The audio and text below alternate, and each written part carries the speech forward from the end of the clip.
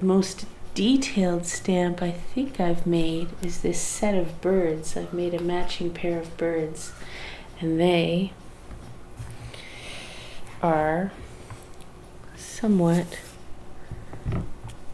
detailed compared to the circles I just did. I usually put them together so they're kissing. I like to, well, make stamps, obviously, make prints from said stamps. I like to animate. I like to draw, especially with my eyes closed.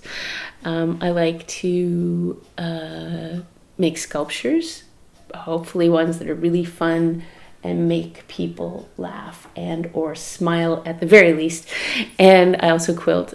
Did I already say I sew? Okay, I quilt and I sew clothes.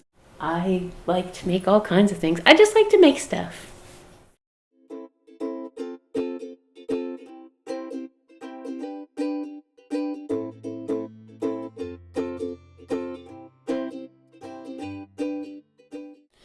And then I just grab my pen and then I pretend they're balloons being carried by this bird, and they have little strings holding them on.